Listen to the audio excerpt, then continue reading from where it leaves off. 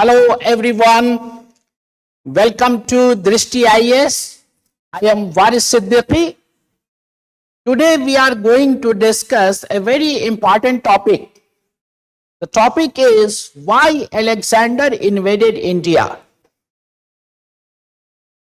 Alexander's invasion of India is one of the most interesting episodes of Indian history.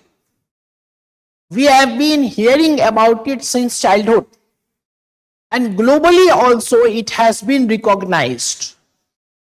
In different countries, in schools and colleges, this topic is taught. The campaign of Alexander is taught, and while discussing the campaign, his Indian campaign is also discussed. So, when it is such an interesting topic, so we should know in detail as to why Alexander invaded India. When we go deep and when we analyze and when we study the primary sources and when we study the authorities, we find that multiple factors were involved. It was not just a simple event. There was a background behind it. So that we need to understand. The first reason, which has been told very often and which most of us know, is that the first reason is the personal ambition of Alexander. Alexander was a highly ambitious person. Everybody is ambitious to some extent. We all are ambitious. But Alexander's ambition was of a very high degree. He was aware of the heroes of the Greek world. He knew about Hercules, who was called Heracles at that time. And he was also aware of Dionysus and other heroes. Alexander thought that he should achieve greater feats than them. He wanted to go beyond them. He wanted to better than them. So that's why he decided to become a world conqueror. And if his ambition had been small, that he would not ventured have so far. He ventured so far. He ventured into India also, which is very far from Europe, just because of his ambition. So this is the first reason why Alexander invaded India. The second reason is that his Indian invasion was part of his conquest of Persia. You know that one of the greatest achievements of Alexander was that he defeated the Persian Empire. Persian Empire was a very large and mighty empire. And Alexander, he was such a great military leader and he was such a great warrior that he led his armies and he defeated the Persian Empire in 331 BC. Now, for a long time before this, the northwestern India was a part of Persian Empire. At the time of Alexander, whether Indian territories were part of Persian Empire or not, in a nominal sense, we are not sure. But earlier, Indian territories of northwestern India, they were part of Persian Empire. Like you have read and you know that Cyrus and Darius I, they all had attacked India, and Gandhara was the 20th satrapy of Persian Empire. Other areas were also under the control of Persian Empire. With time, this control had slackened, and Indian territories had become virtually independent, and only nominal authority was there over the Indian territories. And when Alexander invaded India, we are not sure, our sources don't make it clear. We are not sure whether Indian territories were nominally under Persian Empire or not. We are not sure. Maybe no Persian influence whatsoever was there. There was no Persian influence. That is also possible. But the point is that it hardly matters whether nominal Persian presence was there or not. What matters is that politically, Alexander thought that Indian territories form part of Persian control. And since he had captured the Persian Empire, so he should capture the Indian territories also, which technically had the image of being part of Persian Empire. So this is the second cause. This is the second cause why Alexander invaded India. That means Alexander, who defeated the Achaemenid Empire, Persia was ruled by the Achaemenid dynasty. And his defeat of Achaemenid Empire resulted in Alexander moving into India, because he thought that Indian territories were part of Persian Empire logically. Now let's see the third cause. The third cause is that wealth of India. Alexander had heard about the wealth of India. For a long time, India had this image that India is a very wealthy place, India has resources, India has riches. This idea was there for a very long time. You know, Herodotus, the great historian, the great Greek historian, he had written that Gandhara, the Indian territory Gandhara, was the most prosperous province of the Persian Empire, and it gave 360 talents of gold in tribute. As a tribute, it gave 360 talents of gold. That's a huge, huge amount of gold.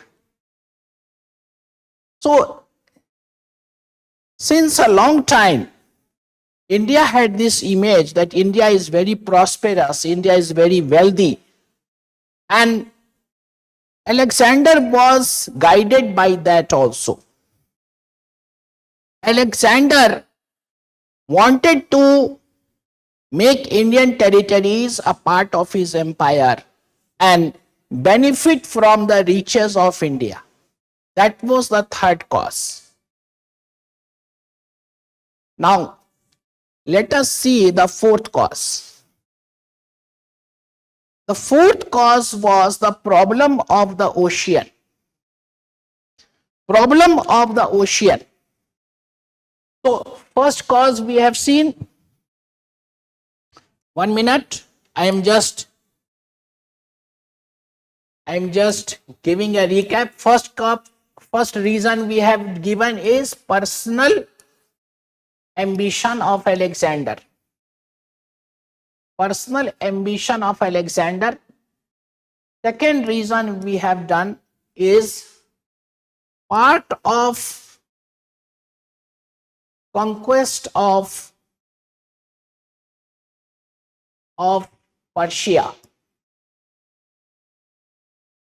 Indian campaign was a part of that conquest. And third, wealth of India. Wealth of India. And fourth we are doing the problem of the ocean. Problem of the ocean. Problem of the ocean. What is this problem? How is it responsible for Alexander's invasion? So let us know that Alexander wanted to be a world conqueror. But what was world at that time, according to the geographers? What was the geographical knowledge of those times? So it was believed that world is a single mass, is a single land mass which is surrounded by the ocean. Like Alexander was not aware that there was a big area called, which we call North America and South America. He was not aware of those land masses. He was not aware of Australia. He was not having full knowledge of the different parts of the world. But overall he knew, and that was the geography of those times. It was considered that Earth was a big landmass which was surrounded by an ocean stream. So Alexander wanted to conquer the whole world and reach that ancient stream. He considered it a geographical problem also. It was his political ambition also, but it was his geographical ambition also, that he wanted to solve this problem as to what is the whole mass and what is the ocean stream. So he wanted to reach the ocean stream. That is the reason, you know, that when Alexander was in India, and you know that in Alexander he defeated many tribes. He defeated Porus also. Porus was the king of Punjab. He defeated Porus in the battle of Hydaspes in 326 BC. In 326 BC. And later, Alexander wanted to attack Magad also. And Magad was ruled by Dhananand at that time. The Nanda dynasty ruled and king was Dhananand. So Alexander wanted to attack Magad also, and he told his soldiers that is what he wanted to do. But his soldiers refused. His soldiers were not ready. Firstly, they were homesick. They had been away from their homes for a long time. Secondly, they had heard that Magad was very powerful, so war would be very difficult. So they were not ready to go ahead. You know then what Alexander said to them? Alexander said to them that, dear soldiers, we are just on the edge of the ocean. We are near the ocean. If we will capture Magad, then we will come near the ocean, and that would be a great achievement. So please don't refuse. Rather, we should feel energized to do such a task. So this problem of the ocean, this geographical problem, that he should have a correct knowledge and the geographers should have a correct knowledge of the world and the ocean stream. That was one of the guiding factors why Alexander decided to go ahead so deep into the Indian territories. Now, apart from that, there are other causes also. The next cause is that in northwestern India, no powerful empire was there, no powerful kingdom was there. Because if powerful kingdom had been there, then maybe Alexander would not have thought of entering India. Then circumstances would have been different.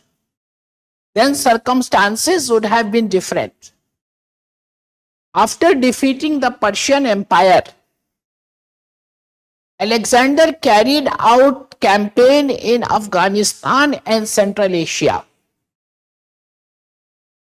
And after that, he decided to enter India. He must have got the information. Now, that's very obvious to think that he got the information that no very powerful kingdom is there. He got this information. So he felt very much motivated in these circumstances that he should attack India. So after doing his campaigns in Afghanistan and Central Asia, he divided his army. One army he kept under his own control, and one part of the army he put under the control of Hephaestion and Perdiccas. Hephaestion and Perdiccas. Hephaestion and Perdiccas.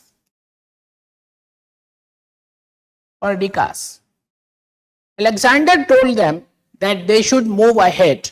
They should secure the area, secure the Indian area, and they should make preparations so that Indus could be crossed. So Hephaestion and Perdiccas, they moved ahead through the Khyber Pass. And later Alexander came with his army and he joined them near the Indus River. And Hephaestion and Perdiccas had made the pontoon bridge by joining the boats, and through that bridge Alexander and the whole army crossed the Indus. And while doing that also, Alexander is not facing any resistance from any local power. His army is moving. So Alexander was fully aware, it appears that he was fully aware that no powerful kingdom was there in northwestern India. So Alexander felt motivated to attack India. So these are the reasons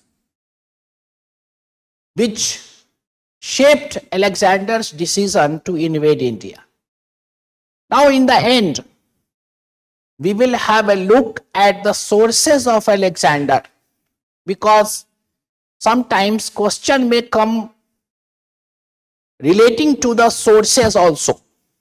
So about Alexander and his campaign, what are the sources? From where do we get information? So briefly I will tell about it. So this is the first, I am talking of primary sources. That is the eyewitness accounts. But these eyewitnesses accounts were lost. Now these accounts are not with us. So first is Ptolemy I Soter. He He wrote about Alexander's campaign. He was a general of Alexander and he was part of the campaign. Second, Aristobulus of Caesarea. He was also part of the campaign. Third, Nearchus. Nearchus was also part of the campaign. He was given the task to go back from India via the Persian Gulf. And Onesicritus, he was also a participant in the Alexander's campaigns. He has also written on it. So these sources are lost. But now we will see the secondary sources. These secondary sources, they use the information. They use the information given in the primary sources. Today the primary sources are lost. But in those times the sources were not lost. So these people, Arrian and Plutarch and Quintus Curtius Rufus and Diodorus, they utilize those sources, those eyewitness accounts to write their history. So one is Arrian, his book is Anabasis of Alexander. And second is Arrian's Indica. You must have heard that Megasthenes wrote Indica. That is true, Megasthenes wrote Indica, but Arrian also wrote a book named Indica. So in Indica also he gives information about Alexander. Plutarch, he was a Greek historian. He wrote a book on Alexander. His main book was Parallel Lives. A part of it was Life of Alexander. Then Quintus Curtius Rufus, he was a Roman historian who also talked of Alexander's campaigns. And then we have Diodorus, who lived in 1st century BC. He was a Greek historian and he gave information about Alexander's campaign. So all those things that I told you in this class, they are based on this only. Not only what I said, but what historians say. Whatever we know about Alexander, most of it comes from these sources. So now it's time that we end the class because the topic has been finished. And if you have any question, please write on the comment section. Any question or anything you want to say or any question you want to ask or any analysis you want to be done. So please, you can write on the comment and it would be our pleasure to answer you. With this, I am ending this class. Thank you everyone. Goodbye. Jai Hind, Jai Bharat.